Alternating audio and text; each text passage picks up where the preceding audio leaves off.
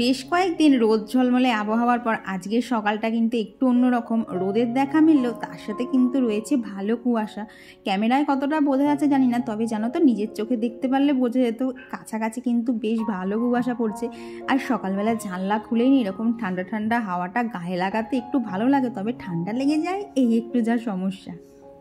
সুপ্রভাত বন্ধুরা, কেমন আছো তোমরা সবাই? আমাদের গল্পকথার নতুন আরও একটি ভিডিওতে তোমাদের সকলকে জানাই স্বাগতম। আশা করছি সকলে তোমরা খুব ভালো আছো, সুস্থ আছো, আর আমরাও বেশ ভালো আছি।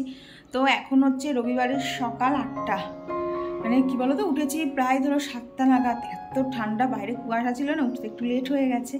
তো তারপরে উঠে অনেকগুলো কাজ কমপ্লিট, এই যে ঘর ফর ঝাড় দেওয়া, বিছানা গোছানো, সমস্ত কিছু আজকে কমপ্লিট করে নিয়েছি। গতদিন তোমাদেরকে বললাম না আজকে একটু কাজের প্রেশার বেশি, যে তার মধ্যে বাইরে যা কুয়াশা না, কাচতেও ভয় লাগছে। কারণ অত কাছাকাছি যদি ঠিকঠাক রোদ না ওঠে না, জামা কাপড়টা নিয়ে আমি মানে সিরিয়াসলি পাগল হবো। তারপরে তো ওর মধ্যে কৌশিকের অনেকগুলো জামা আছে যেগুলো সাথে করে নিয়ে যাবে। তো এই তো হচ্ছে ব্যাপার। ও তোমাদেরকে কালকে তো ডিজাইনটা ক্লোজ থেকে দেখানো হয়নি, বুঝতে কি পারছো? দেখো একটু জিগজ্যাগ প্যাটার্ন আছে। দাঁড়াও, কৌশিক নিচ থেকে আসুক, ওকে একটুখানি ব্যাক ক্যামেরায় ধরে দিতে বলি, তাহলে তোমরা বেশি ভালো করে বুঝতে পারবে। এটা কালকে মা চয়েস করে দিয়েছে। তবে কি বলো তো, কালকে ওই শাখাটা বেড়ে যাওয়াতে না খুব মনটা খারাপ হয়ে গেল। ওটা বিয়ের শাখা ছিল, এত মনটা খারাপ হয়ে গেল না, তো চট জলদি গিয়ে আবার পরে এলাম। দাঁড়া কৌশিক আসুক, তোমাদেরকে আরেকবার দেখাচ্ছি। ও তোমাদেরকে তো দেখানোই হয়নি গতকাল কী কী গাছ এনেছে, সেগুলোও তোমাদের সাথে দেখাবো। তবে জানো তো আজকে বুঝতে পারছি না দিনের মধ্যে কি ভিডিও শ্যুট করতে পারবো, প্রচণ্ড কাজের চাপ আছে। যদি দিনে শ্যুট না করতে পারি আজকে, তাহলে আমার ইভিনিং রুটিন টোটালটা তোমাদের সাথে শেয়ার করে দেবো। তো চলো, অনেক বকবক করে ফেলেছি, বা ঝটাপট কাজগুলো শুরু করা যাক। তার আগে ভাবলাম গতকাল কি কি গাছ আনা হয়েছে বাড়িতে সেগুলোই তোমাদের সাথে শেয়ার করি। তো দেখো, গতকাল এই সাদা রঙের গাঁদাটা আনা হয়েছে। আমার জানো তো অনেক দিন ধরে শখ ছিল এইরকম গাঁদাটা আনার, তো ফাইনালি কালকে এনেছি। আর এদিকে একটা গাঁদা আনা হয়েছে, দেখো ওখানে হলুদের মধ্যে একটু লালের ছিটে রয়েছে। আর একটা চন্দ্রমল্লিকা আনা হয়েছে, তবে এই সাইডের পাতাগুলো না কীভাবে যেন উঠে গেছে, বাট গাছটা জানো তো দেখলাম অনেক কুঁড়ি রয়েছে, তো সেই জন্যে না নিয়েই নিয়েছি। আর এখানে আনা হয়েছে দুটো পিটুনিয়া। ওই যে ছাদে দেখেছো দুটো পিটুনিয়া ছিল, সে দুটো তো কৌশিকের মানে মনেই হচ্ছে না ফুল ফুটবে, তো আরও দুটো নিয়ে এলো। আর এই লাল ফুলটার নাম ঠিক আমার জানা নেই, বাট ফুলটা দেখতে খুব সুন্দর বলে নিয়ে নিয়েছি। আর গতকাল আনা হয়েছে হচ্ছে এই চন্দ্রমল্লিকাটা, দেখো কালারটা কি দারুণ না? তবে জানো তো ফুল একদম হলুদ চন্দ্রমল্লিকাটা না পাচ্ছি না, অনেক জায়গায় খুঁজছি কিন্তু পেয়ে উঠছি না, দেখি কবে পাই। আর এই যে এই একটা কসমস আনা হয়েছে। তবে চলো এবার ঝটাপট এগুলোর দামগুলো তোমাদেরকে একবার বলে দিই। তো এই গাছটা টপ সমেত নিয়েছে হচ্ছে 40 টাকা, আর এইটা নিয়েছে 35 টাকা, এটা নিয়েছে 35 টাকা, এই গাছটা বোধ হয় 20 টাকা মতো নিল, এই লাল ফুল লালটা। আর এই পিটুনিয়াগুলো নিয়েছে, দাঁড়াও এগুলো কৌশিক বললো, আমার এখন ঠিক মনে পড়ছে না, এগুলো খুব সম্ভবত 20 কি 25 টাকা করে নিয়েছে এই দুটো। আর এই চন্দ্রমল্লিকাটাও নিয়েছে হচ্ছে 25 টাকা, সরি 35 টাকা। আর এই কসমসটা মানে এতগুলো গাছ কেনা হয়েছে বলে ওকে এইটা ফ্রিজে দিয়ে দিয়েছে, তো এই কসমসগুলো 15 টাকা করে বিক্রি হচ্ছে। তবে জানো তো ছাদে যা গাছটা বড় হয়েছে তার কাছ থেকে এটা কিছুই নেই। গাছটা দেখো সেরকম একটা পাতা টাতা সেরকম কিছু নেই, তবে দেখলাম ফুলের কালারটা অন্যরকম, তো সেই জন্য নিয়ে নিয়েছি। তো এই হচ্ছে গতকাল এই কটা গাছ কালেকশন করা হয়েছে। এখন এই গাছ কটাকে আগে লাগাতে হবে, কৌশিক মাটি নিয়ে আসুক তারপরেই লাগাবো। তো চলো আগে ঘরের কাজগুলো ঝটাফট শেষ করে নেওয়া যাক। তো আজকে সকালে তো ভেবেছিলাম ঘরের কাজগুলো আগে করব, পরে ছাদে আসবো, এতটা কুয়াশার মধ্যে আসতে ঠিক ইচ্ছা করছিল না। কিন্তু ওই যে কৌশিক কালকের থেকে গাছগুলোকে আনার পর থেকেই গাছগুলো কবে লাগাবে কি যত্ন, মানে গাছ ভালোবাসি আমি, কিন্তু দেখি গাছের যত্ন আমার থেকে বেশি ও করে। তো দেখো নিচ থেকে সমস্ত গাছগুলো ওপরে এনে দিল, তো সেগুলোকে আমি ঠিকঠাক করে রেখে দিচ্ছি। আর এদিকে দেখো আমার ধনেপাতা গাছে কিন্তু পাতাও চলে এসেছে। কৌশিক এখনো দেখে আমাকে বলে যাচ্ছে তোমার ওই গাছ থেকে ফুল ফুটবে না। তাও জানো তো পেন্সি গাছটা ছোট আছে, বাট পিটুনিয়া থেকে বলছে দেখো দেখো গাছটা একটু দেখো, এত ছোট। ওই গাছ আনার পর থেকে আমাদেরকে যে কি হারে কথা শোনাচ্ছে, ওই গাছ থেকে আমি তোমার ফুল ফুটিয়ে দেখাবো। সবাই বলেছে ফুল ফুটবে, ফুটুক না ফুটুক গাছ পছন্দ। যাও না যাও না, তুমি তোমার কাজে যাও। তো দেখো এই দিকটা এখন কি সুন্দর দেখতে লাগছে এতগুলো গাছ দিয়ে। তো এই কসমসটা দেখেছো কয়টুকু, যেটা আর কি গোলাপি কালার দেখালাম, বাট যেটা এনেছিলাম কতটা বড় হয়েছে। তো ছাদের গাছগুলো না একটুখানি এলোমেলো হয়ে রয়েছে আর কি, যেগুলো গরমের গাছ না সেগুলোতে এখনো ঠিকঠাক ফুল, মানে এখন তো ফুল হবে না। যেমন ধরো এই টগর গাছটা, ও তো পুরো পাতা ছেড়ে দিয়েছে। তো ভেবেছি এই টবগুলোকে না কিছু ওইদিকে রেখে দিদি গত ভিডিওতে বলেছিল ওই গাছের ছাদেও তো গাছ লাগাতে পারো। কি বলো তো ওইদিকে ছাদ না বেশি নোংরা করছি না, কারণ মানে সেরকম গাছ লাগলে না সেই তো আমাকেই ঝাঁট দিতে হবে। তো ভেবেছি যে গাছগুলো আর কি গরমের আছে, যেগুলো আর কি শীতে ফুল ফুটবে না, সেগুলোকে ভাবছি ওই সাইডে দিয়ে আসবো, দিয়ে এই দিকে ছাদটাতে পুরো শীতের ফুলে ভরিয়ে দেবো। দেখো গাঁদা ফুলগুলো কি দারুণ ফুটেছে। প্লাস এখানেতে অনেকগুলো গাছ আনা হয়েছে, তো তাড়াতাড়ি কাজটা ছেড়ে নেই, দিয়ে গাছ পাটাকে লাগাতে হবে। কৌশিক আগে মাটিটা এনে দিক, দেন সব কিছু করবো। তো আকাশের অবস্থা তো দেখছো ভালোই, আজকে কুয়াশা পড়েছে। তার মধ্যে আমি যে কেন সোয়েটার ছাড়া আসছি সেটাই আমি বুঝতে পারছি না। তো চলো নিচে যাই। আর এইদিকে দেখো কখন সেই ছাদে এসেছি, ছাদে গাছে জল দিয়েছি, ঘুরপাক খেয়েছি, এখনও কিন্তু কুয়াশা কাটেনি। মাঝে একটুখানি রোদের দেখা মিলেছিল, তবে এখন আর রোদটা নেই। তবে দেখবে কুয়াশা হলে একটা সুবিধা হয়, ওই কুয়াশার জন্য সকালবেলা রোদটা না থাকলেও বেলার দিকে কিন্তু রোদটা উঠেই যায়। তো এখানে তো প্রচুর জামা কাপড় গতকালও দেখেছিলে বেশ কিছু মেশিনের মধ্যে ঢুকিয়েছিলাম, আর কৌশিকও যেগুলো এনেছে সেগুলো এখন সমস্তটা ঢুকিয়ে এইবার এদিকে মেশিনটা চালিয়ে দিলাম। চলো ততক্ষণ এখানে কাছাকাছিগুলো তো হয়ে থাক। আর সকালবেলা দেখবে পরিস্থিতির চাপে পড়ে প্ল্যান করি মানে একটার পর একটা এই কাজগুলো করব, কিন্তু জিনিসটা পুরোপুরি উল্টে যায়। যার জন্য দেখো সকালবেলা আগে চলে গেছিলাম ছাদে, তারপরে ভেবেছিলাম ঘরের জানলাগুলো এখন খুলবো না, একটু রোদ উঠুক তারপর খুলবো। তো দেখলাম মানে নিজেরা আর কি, আমার তো আর ঠান্ডাটা লাগছে না, তো সমস্ত জানলা দরজা খুলে গাছপালাগুলোকে ছাদে দিয়ে মানে জানলায় দিয়ে দিলাম। আর এইদিকে দেখো বিয়ে পারপাস মার আর বোনের যে শাড়ি গয়না সব কিছু আনা হয়েছে, তো সেগুলোই এখানে প্যাক করে দিলাম। দেখি কৌশিক আজকে যদি দিয়ে আসে তো হবে, নাহলে আবার যদি বোন বলে যে ও এসে নিয়ে যাবে সেরকম। তবে কি বলো তো, জানি না কিভাবে যাবে ওটা বাড়ি অবধি, তবে গুছিয়ে তো রাখলাম, দেখা যাক কি হয়। আর এদিকে কি করছি বলো তো, এই যে এত নকুলদানা জমেছিল, তো দেখো তো কৌশিক বাড়ি থাকে না, তো সেইভাবে তো আর চা খাওয়া হয় না। তো যে দুদিন বাড়ি থাকে সেই দুদিনই সকালবেলা চা হয়। তো এই করে করে না অনেক নকুলদানা জমে গেছিলো, তো সেই নকুলদানাগুলোকে একদম মানে শিরা মতো করে নিচ্ছি, নিয়ে ওর মধ্যে না আজকে একটুখানি বোঁদে বানিয়ে ফেলবো। তো তোমরা অনেকেই জিজ্ঞেস করো যে এই ঠাকুরের নকুলদানাগুলো আমি কি করি। তো ঠাকুরের নকুলদানাগুলো জানো তো এইভাবেই ব্যবস্থা করি। তো ওদিকে তো দেখলে আমাদের চা খাওয়া কমপ্লিট, আর ততক্ষণে কিন্তু এখানটা ভালোভাবে রসটা ফুটে গেছে। এইবার এই যে বাজারে যে শুকনো বোঁদে কিনতে পাওয়া যায় না, সেই বোঁদেগুলো এর মধ্যে দিয়ে দিলাম। আর বোঁদেগুলো যখন দিতে হবে তখন কিন্তু গ্যাসটা অফ করে দিতে হবে, না হলে বোঁদে একদম ঘেটে হয়ে যাবে। তো ওখানে রসের মধ্যে ডুবিয়ে রেখেছিলাম, আর এখানে সমস্ত কাটাকাটি রেডি। আর এই দেখো এখানে কিন্তু বোঁদেও হয়ে গেছে একদম রেডি। আর আজকে যেহেতু রবিবার তাই কৌশিক নিয়ে এসেছিলো চিকেন, তো এখানে চিকেনটাকেও ম্যারিনেট করছি। তবে জানো তো আজকে চিকেনের পরিমাণটা একটুখানি বেশি, কারণ তোমাদেরকে গত ব্লগে বললাম না জ্যাঠা শ্বশুর আসবে, তো সেই জন্য একটু বেশি করেই আনা হয়েছে।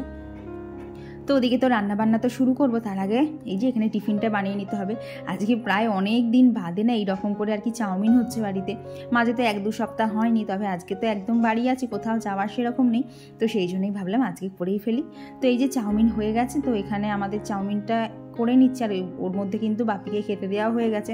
আর কি বাপি না সকালবেলায় সব তেল মশলা খেতে পছন্দ করে না, তো সেই জন্য বাপিকে আর জোরজার করি না। যেদিনকে একদমই রুটি মানে করার মতো সময় থাকে না সেদিনকে বাপিকে দেই, নাহলে বাপির জন্য আলাদা করে না রুটিই করে দিই। মাঝে মধ্যে জানো তো বাপি কী করে, ধরো সয়াবিনের তরকারি করেছি, সয়াবিনের ঝোলটাকেও চিপে চিপে খায়। তো সেই জন্যই বলতে পারো আর মানুষটাকে জ্বালা যন্ত্রণার মধ্যে দেই না, যেদিন পারি রুটি করি, ওই না হলে না 1-8 দিন আর হয়ে ওঠে না গো। তো এই যে তোমাদেরকে তখন বললাম না, দেখবে কুয়াশা যদি হয় আকাশে তাহলে কিন্তু বেলার দিকে রোদ ওঠে। তো যথারীতি রোদ উঠে পড়েছিল, জামা কাপড়ে মেলে দেওয়া কমপ্লিট, এখানে চিকেনের মশলাও কষানো কমপ্লিট হয়ে গেছে। এখন এখানে চিকেনটা বসিয়ে দিচ্ছে, এখন তাড়াতাড়ি করে রান্না কটা করে নিলেই হয়। আজকে জানো তো অনেকগুলো মানে ভিডিও শ্যুট করার ছিল, তো মাঝে মাঝে গিয়ে সেইগুলোও করছিলাম, তো সেই জন্য তোমাদের সাথে আর ফুল ভিডিওটা শেয়ার করতে পারলাম না। আর আজকে জানো তো ঠিক করেছি বাপির ঘরটাকে একটুখানি পরিষ্কার করে দেবো। 2-3 দিন তো হলো আমারগুলো রেগুলারিটি করে করা হচ্ছে, বাট বাপিরটা আর করা হচ্ছিল না, কারণ বাপি না শীতের মধ্যে আর ঘর থেকে তো সেরকম বেরোচ্ছে না, সারাদিন ঘরের মধ্যেই থাকছে, তো সব দিন তো আর হয়ে ওঠে না। তো ভাবলাম আজকে বাপিকে বলেছি তুমি একটুখানি বাইরে গিয়ে বসবে, তোমার ঘরটা তাহলে ঝেড়ে দেবো। আর এই যে এদিকে কৌশিক 2 দিনের মাছ এনে দিয়েছে, তো সেটাও গুছিয়ে নিয়েছি। আর এদিকে দেখো একটা লেগ পিসও রয়েছে, প্লাস একটুখানি না কাতলা মাছের তেলও এনেছিল, তো ওইটা দিয়ে করব তেল চচ্চড়ি। আর লেগ পিসটা দিয়ে ওবেলা কৌশিক বলছে একটুখানি তন্দুরি করে দিতে, তো সেটাও করব।